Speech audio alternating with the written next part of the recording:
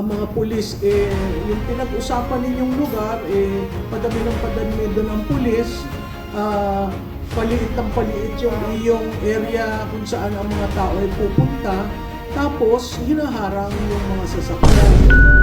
Ako yung mga Bisaya, Jerry. Makita sa kamot sa mga Bisaya. Alright, the reason why I started with that is because medyo nahihirapan ko mag-Tagalog. But I could speak in Bisaya and English. Is that okay? Meron din po ba tayong mga Gen Z rito? Pakitaas ng kamay. Pwede bang lumapit konti sa parameters yung mga Gen Z rito? Okay? Kung kaya yung lumapit po tayo lahat. Alright? Maraming salamat po sa lahat na nandito ngayon. You know, I'd like to begin with this, although hindi pa natin nakikita yung video, but there's a particular verse in the Bible that says that God is able to let the enemies fight against themselves. In other words, yung batayan, kumbaga, in the context of the Bible, nangyari within the context in a battle, na may kalaban sila, kaya lang yung mga kaaway, sila mismo ang nagtirahan because the people allow the hand of God to move. And what we are seeing right now is the hand of God moving. Tama ba? Nagsalita si Saldico, tapos ngayon marami pang magsasalita. Okay? Nagpapasalamat ba tayo for that? We have to be grateful because God is on our side, and if God is for us, then who can be against us? Now let me talk about corruption. You know, my friends, minsan tinitingnan natin ang corruption from the point of view of economics and politics, right? But tonight, I'd like you to see corruption more than that. Because corruption ay hindi lang about money lost. For some people, isipin natin, mga pera lang yan na ninakaw. But corruption and its effect is different in Cebu City. It's different in Davao. It's different in areas na binaha, maraming namatay. So corruption is not just money lost for people in Cebu, it is also lives lost, properties na tinangay at nawala.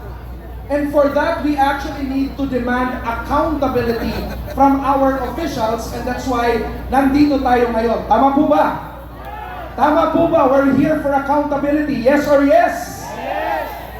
Now ngayon, but I'd like to tell you something. No?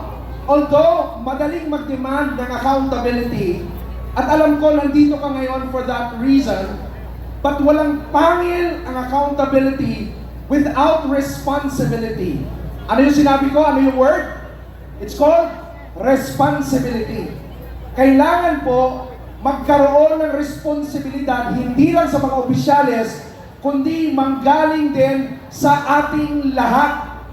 Because if we don't take responsibility at sasabihin natin, wala nang mangyayari dyan, kailangan ko pang magtrabaho kasi pakakainin ko ang nagugutom kong pamilya, wala po tayong hahantungan Ng taong bayan para iparating ang kanilang hinaing, pabor ka man o hindi sa pamahalaan, napaka-importante yan. Yan galing sa saligang batas, the right, the freedom of speech, the right to assemble.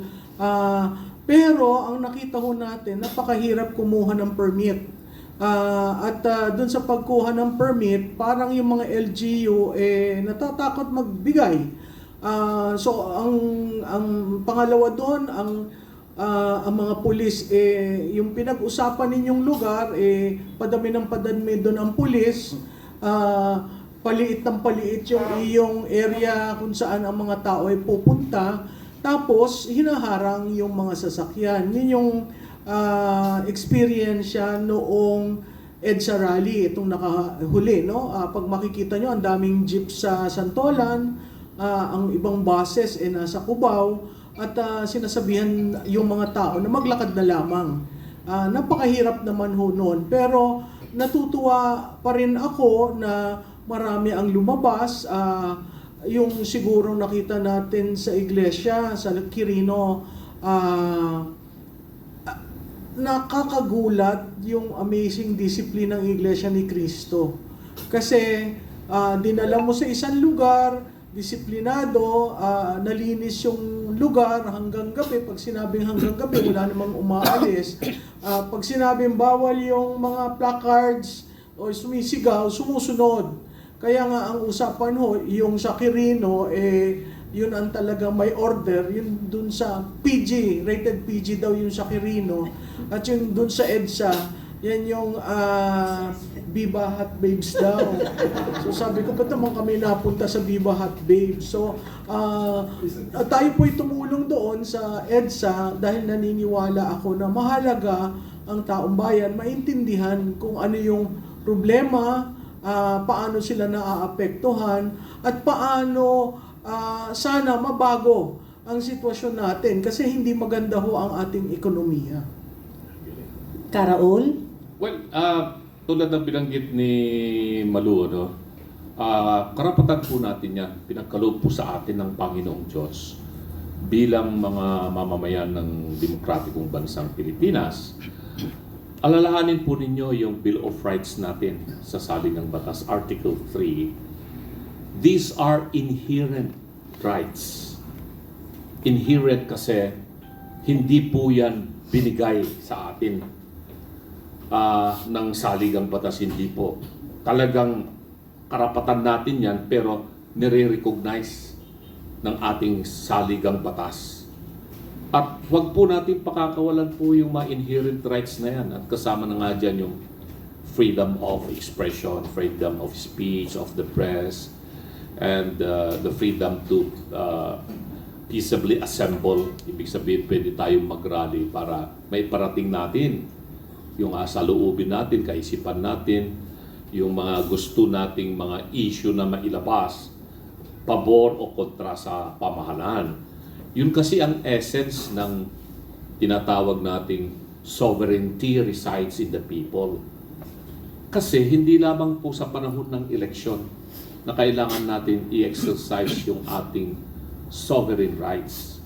Mas mahalaga na magkaroon tayo ng mga pagtitipon-tipon na katulad ng naganap na rally itong 16 and 17 nitong buwan ng Nobyembre, at ituloy-tuloy pa po ito kasi hindi pa po tapos ito. Nag-uumpisa pa lamang mabuksan yung mga sikreto at yung mga taong sangkot dito sa malawakang korupsyon.